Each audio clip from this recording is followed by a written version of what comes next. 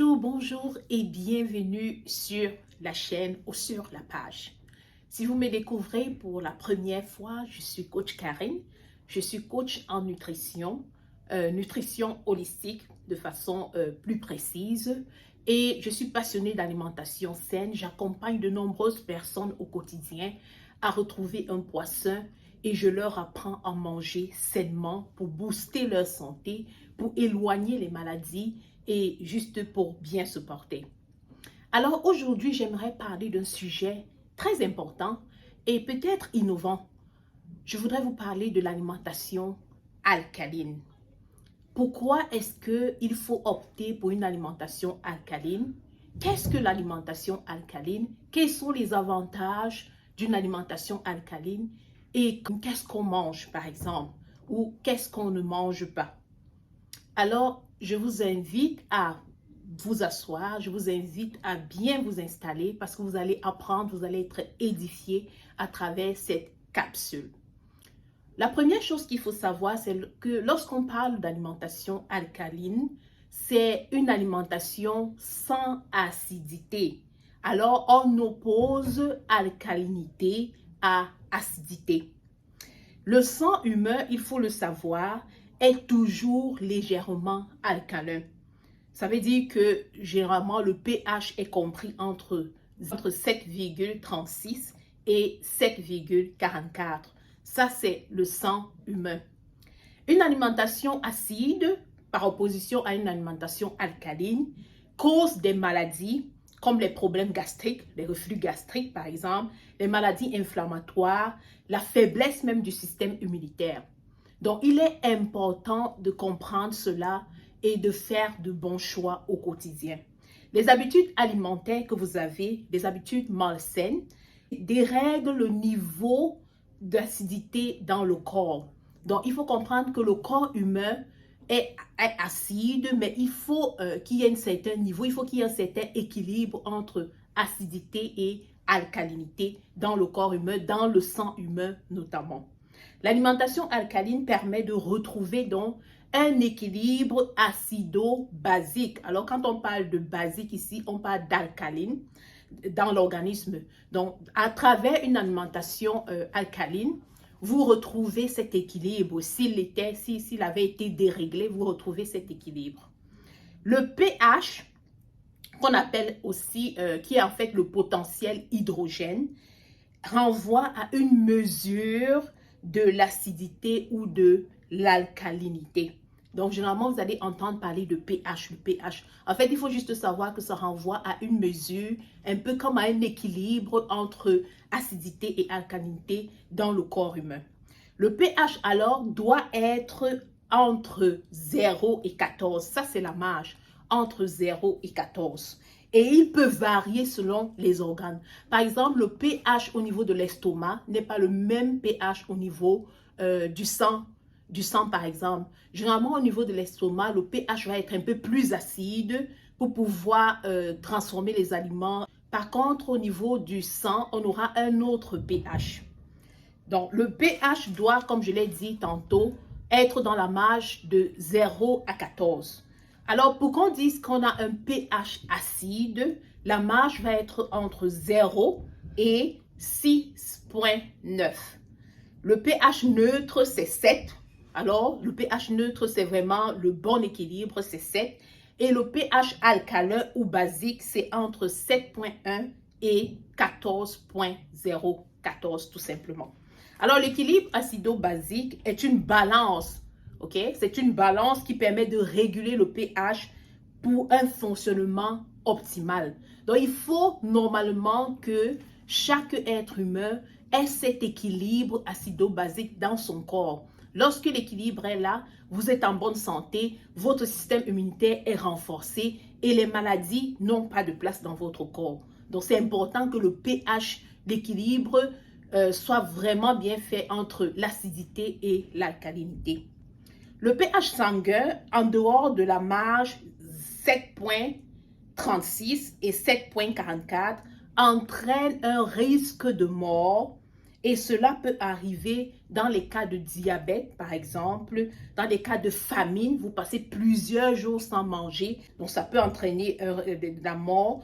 Et comme je disais, lorsqu'on est dans des cas de diabète aggravé, lorsqu'on est dans des cas de famine ou alors dans des cas de surconsommation d'alcool, on peut se retrouver dans ce pH, dans cette marge qui entraîne généralement la mort. Donc, on va parler d'acidose ou alors d'alcalose lorsqu'on est dans cette marge-là. Alors, dans une alimentation alcaline, on cherche vraiment à trouver ce bon équilibre-là. Et on va aller chercher les aliments qui ont vraiment ce potentiel alcalin et qui vont réduire l'acidité qui pourrait se trouver dans votre organisme. On va non seulement parler des aliments, mais on va aussi parler de l'eau. Alors, l'eau, c'est bien aussi de consommer de l'eau alcaline et vous n'avez pas forcément besoin d'acheter de l'eau alcaline. Vous pouvez la faire vous-même. Et dans notre programme détox, par exemple, qu'on aura ce mois, nous vous enseignerons comment alcaliniser naturellement à la maison votre eau à boire. À présent, j'aimerais vous parler des avantages, des bienfaits d'une alimentation alcaline. C'est important, vous avez déjà compris toute la partie théorique de pH, d'équilibre acido-basique. Maintenant, pourquoi est-ce que c'est important d'opter pour une alimentation alcaline? Les bienfaits d'une alimentation alcaline. Alors, il faut savoir que l'alimentation alcaline vous permet de protéger vos reins. Parce que nous savons, les reins ont une fonction d'élimination de tout ce qui est déchets, de tout ce qui est acide. Alors, lorsque vous avez une alimentation alcaline, vous permettez à vos reins de vraiment jouer ce rôle et de le jouer de façon optimale. Donc, l'alimentation alcaline protège la fonction rénale, évite la dialyse, évite les maladies rénales de façon générale et évite aussi la formation des calculs rénaux. Et nous savons que de plus en plus c'est courant. Donc, en mangeant alcalin, vous évitez cela. L'alimentation alcaline va aussi favoriser la santé des muscles. Alors, vos os, vous allez éviter des maladies comme l'ostéoporose. Vos os vont bien se former et ne vont pas être rongés et entraîner des douleurs, etc. Une telle alimentation vraiment protège les os. Elle permet aussi de combattre l'hypertension, de diminuer la pression systolique notamment. Elle va combattre le diabète, et on a parlé du diabète plus haut, en diminuant au moins de 22% le risque de diabète de type 2. Alors, je vous encourage vraiment à opter pour une alimentation alcaline. Elle protège les maladies cardiovasculaires et réduit le risque de telles maladies au moins de 20%. Aussi, une autre chose, c'est que l'alimentation alcaline renforce votre système immunitaire et empêche la formation des radicaux libres. Alors, on sait que lorsqu'on parle de radicaux libres, à côté, on va parler de cancer. Donc, elle permet vraiment de lutter contre le cancer. Et si vous êtes déjà malade, si vous êtes déjà souffrant d'un cancer, l'alimentation alcaline va vous permettre d'augmenter l'efficacité, par exemple, des chimiothérapies que vous faites. Vous avez besoin de manger alcalin pour pouvoir supporter les chimiothérapies et toute la médication qui va avec votre traitement de cancer.